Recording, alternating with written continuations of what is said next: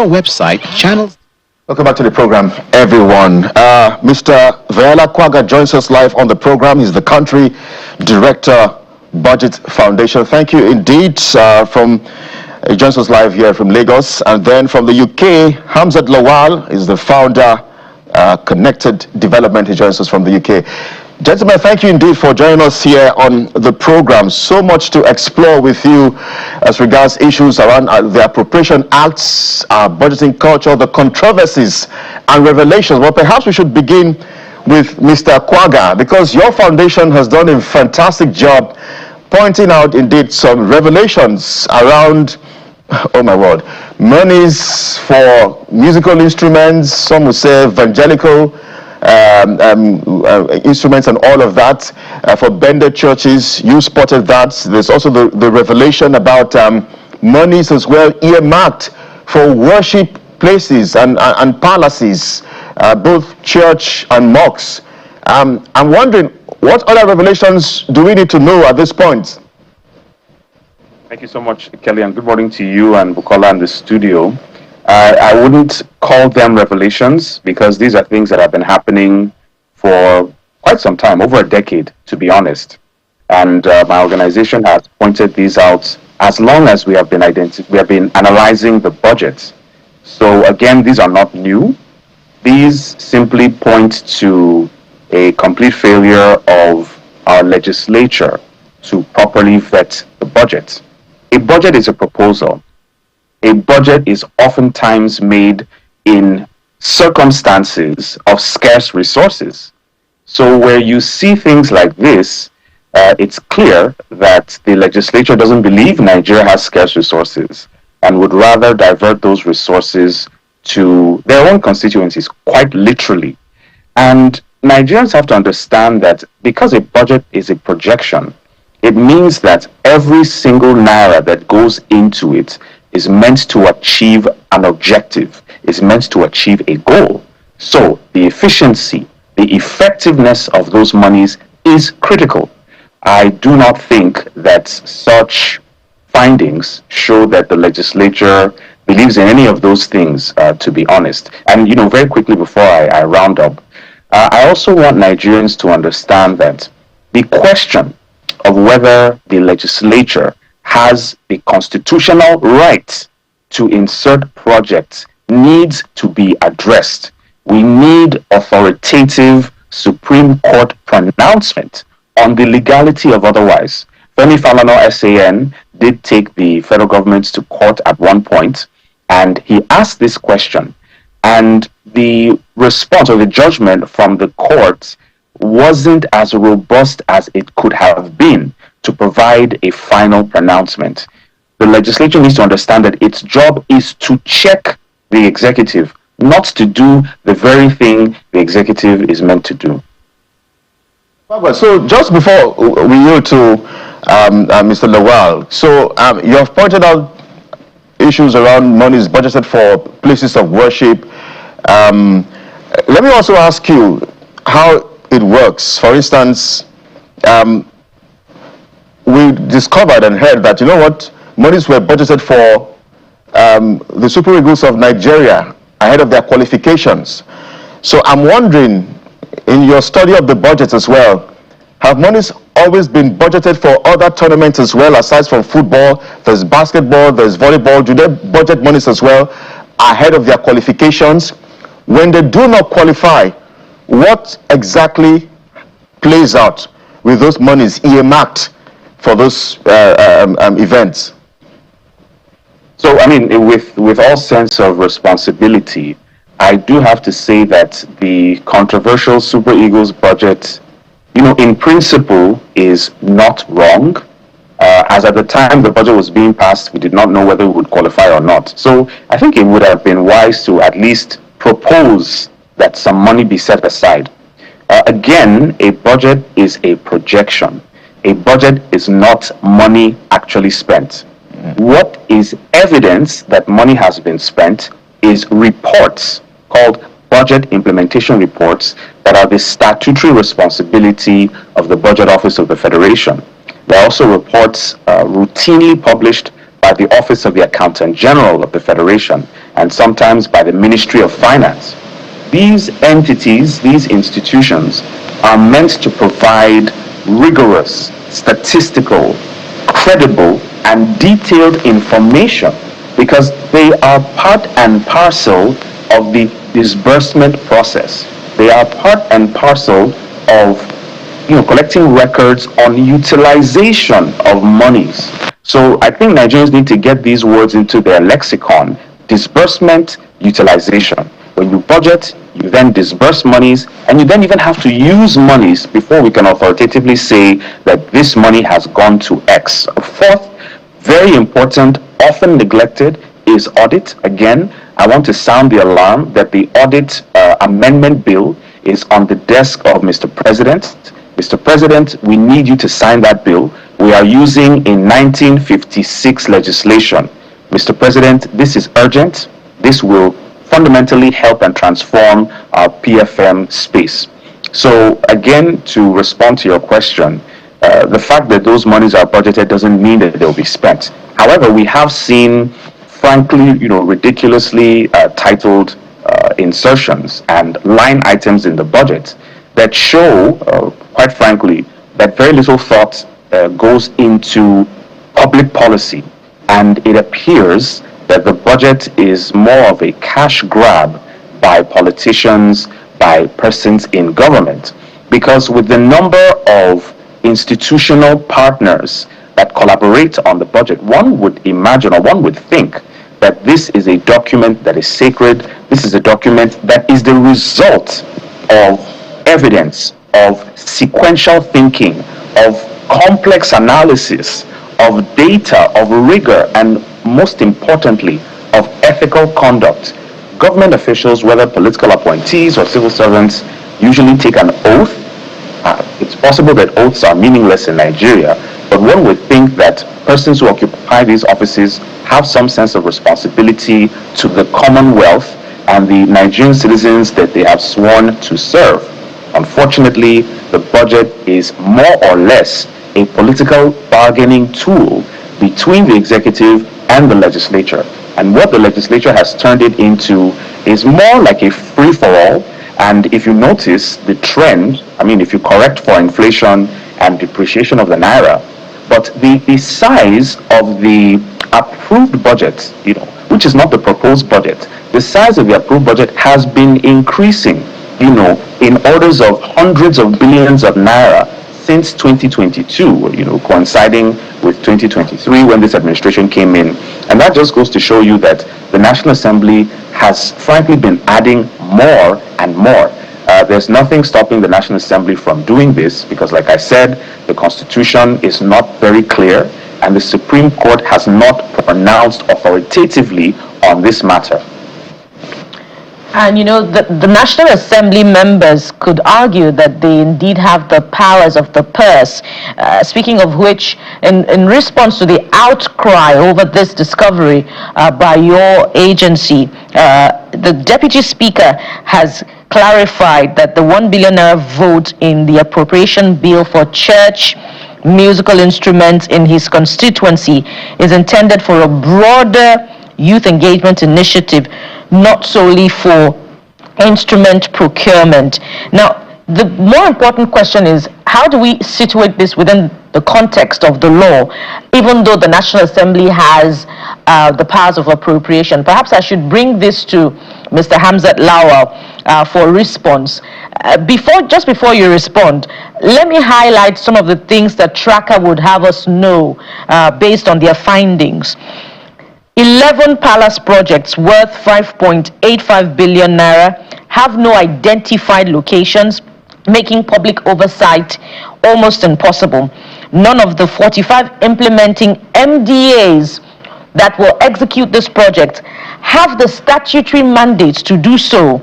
Among the agencies that will build palaces worth 22.15 billion naira are Nigerian Building and Road Research Institute, Federal Cooperatives College, Ibadan, Sheda Science and Technology Complex. So, Mr. Lawal, what are your thoughts on this?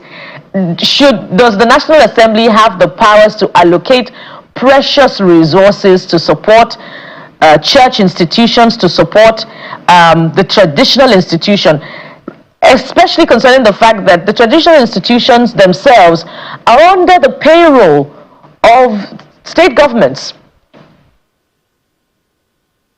I think, first of all, this shows how unserious we are when it comes to the budget process and the cycle itself. I say this because when we decide not to have conversation or host public hearing and even do consultation with various constituents, when this information is now made public, you would then be forced to provide detail, to provide more information and knowledge about it. And this has already created distrust in our society as it is. First, let me comment on the issue of Bende in Abia State, because this is a community I've lived in and worked in. And I've been getting calls since yesterday about, are we going to follow this money? Now, in Bende, you don't have adequate primary health care centers. You don't have adequate primary schools and even teaching aids. And I've also read the response of the Deputy Speaker of the House of Representatives. And after reading the response from his office, I started laughing. Even if this matter was a serious matter, it was quite funny. It was really funny because as much as issues around religion is sensitive, and even the issues around traditional rulers. So and just to be a bit sarcastic here, if we're now budgeting and allocating resources for churches, mosques, what happened to traditional, or what you call traditional institutions when it has to do with traditionalists? Because if we want to be an inclusive society, probably in being sarcastic, we should also budget for them. But let's be serious here, for crying out loud. We cannot have a system of government that have a lot of opacity and a lot of uncertainty.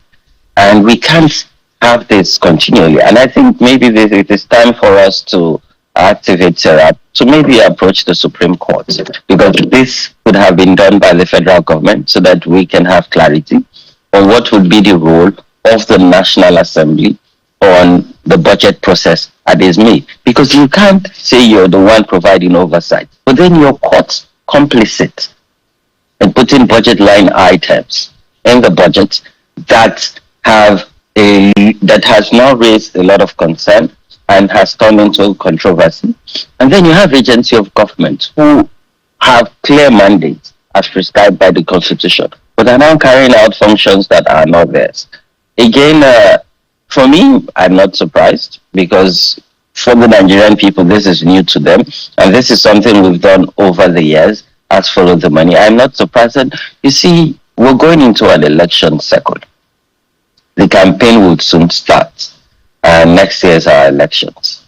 This is money for elections. Let's tell ourselves the truth. If we truly want to have systematic change that is sustainable, these resources that I am at are for elections. Because you see, speaking about the experience of even following the money itself, when you see appropriation around empowerment, because again, you can tie this appropriation of over 700 million or 1 billion to empowerment.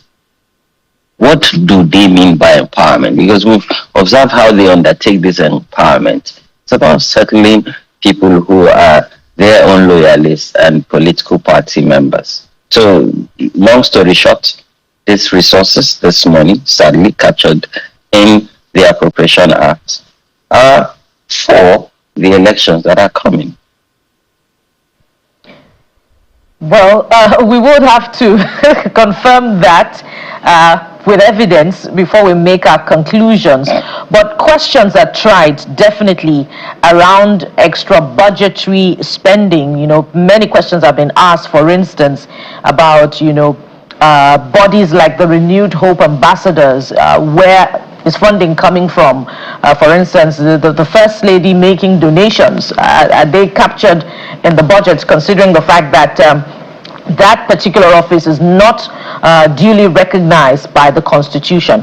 But there's a report that has come through, and I'm glad you talked about having lived in Bende in Abia State, for instance, and you can identify primary healthcare deficits there against the backdrop of this allocation to youth orientation and church empowerment. Let's speak to budgets of the subnationals now against the backdrop of similar concerns. And I'd like to bring it to Mr. Kwaila for you to talk to us about how we can follow the money in terms of independent and transparent audits of budgetings of the subnationals. I'm taking it to Mr.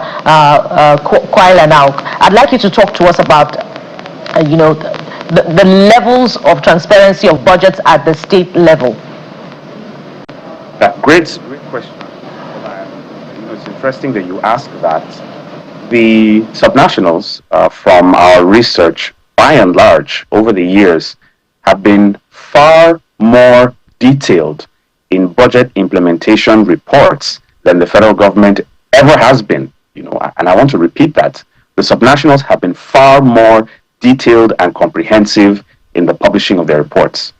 Can more be done in terms of the translation of spending? Spending can be framed in different ways. We have something called the National Chart of Accounts, and that National Chart of Accounts provides ways that the government talks about how it spends its money. As it stands, the subnationals generally use 3 to 4 languages.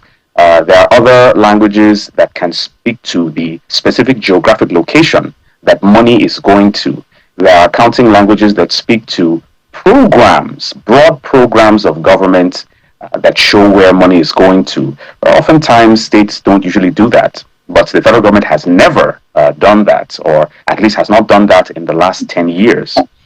We do have some states that have fallen by the wayside. Rivers, of course, for obvious reasons, the state of emergency and the unfortunate impasse between the governor and the State House of Assembly.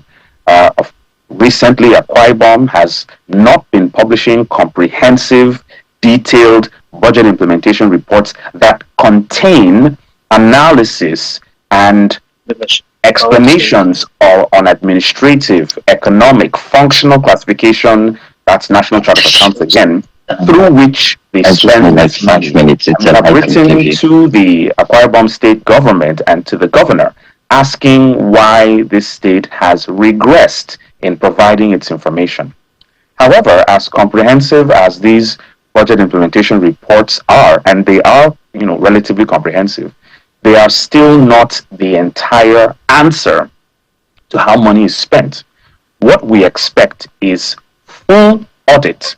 Now, what states do is that they present audited financial statements, or they present accountant general's reports, I beg your pardon, with audit certificates. Now, that's different from a full and comprehensive audit of the state's account. The state can present a financial statement of net assets and, net liabilities, or financial performance, or financial position, or cash flow. Those are all well and good, which states often do. But it is incomplete. The budget process is incomplete where there is no full, comprehensive, independent audit of the state's finances. So while we can see to a very large extent how much money was spent, how much money was raised, where these monies went to, etc., we do not get the full picture, and I want Nigerians to understand this. We do not get the full picture of how money is spent at the subnational level. So there needs to be the same kind of advocacy that we have towards the federal government. I'm not saying abuse your governor like how we abuse Tinubu. No one should even be abused. But we do need to bring this battle right to the doorsteps of the executive. And the institution to do that, unfortunately, are the state houses of assembly. But the state houses of assembly have been impaired. The state houses of assembly, by and large, do not have the political will nor the wherewithal, as many of them often depend on the executive, for the release of their monies. I won't even go into a conversation around the judiciary. But it's clear that what we have in Nigeria isn't the separation of powers. So it should not be surprising that Nigeria is the way it is if the foundational principles that are meant to guide order and public policy and government have been eroded. Nigerians ought not to be surprised that the polity is going the way it is and we have the problems that we do. Now, I'm going to round up and I'm just going to make a very fine point. The reason why we advocate for the National Assembly not inserting projects, because, Bukola, I heard you ask that question, is because the legislature is not designed to do that work.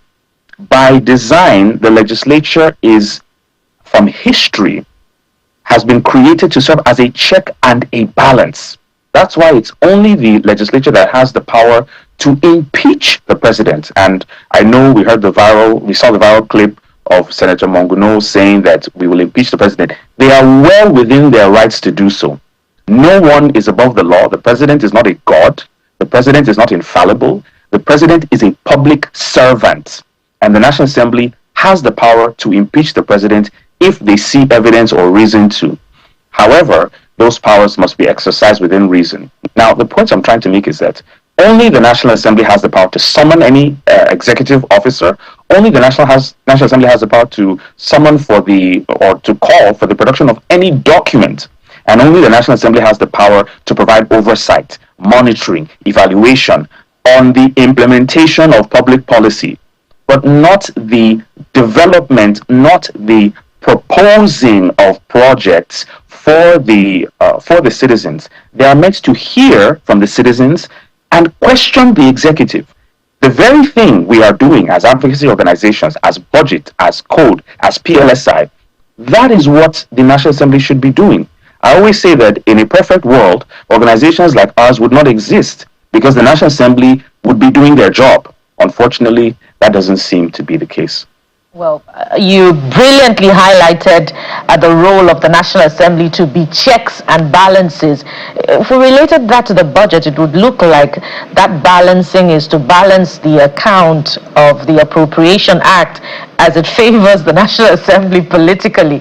But on the state budgeting processes, thanks for drawing our attention to the comprehensive nature of the accounts that they deliver. But the question, which is more important, would be the elements in the budget that speak to the priorities of budgeting at the state level, which is what I want to take to Mr. Hamzat Lawal.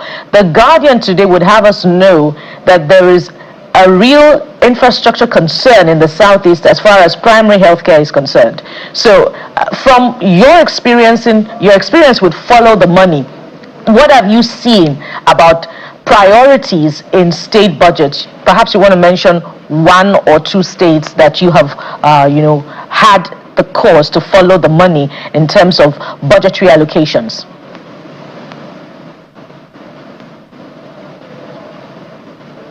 You may have to unmute, Mr. Lawal. Yes, please unmute.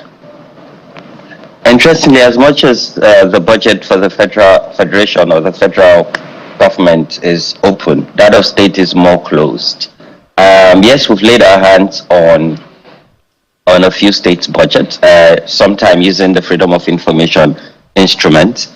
But now what we've seen is investment in infrastructure, and those investment at the state level in infrastructure does not have to do with social services like primary school, like public health care centers or primary health care centers, or even access to potable drinking water in most rural communities. And over time, we've seen this circle where ideally before you budget and present your proposed draft to the State Assembly, you're meant to carry a needs assessment because you're meant to actually budget based on the needs and aspiration of the people. But in most cases, there are no needs assessment. The executive just sit in their comfort and roll out line items to different communities as it's may.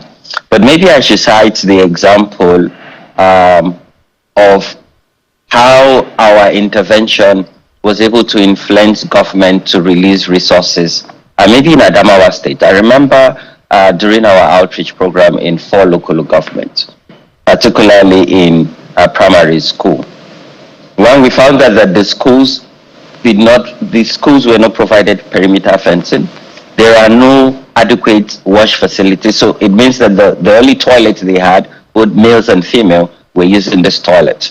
And in our research, and in some cases, we've seen is when males and female use one toilet in public schools, issues around rape and abuses would come up.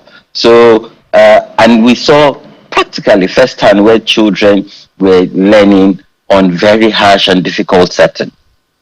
So we wrote, when we compiled this information, we wrote to the governor of the state and say, we've seen that you have a budget allocation. When would these releases happen?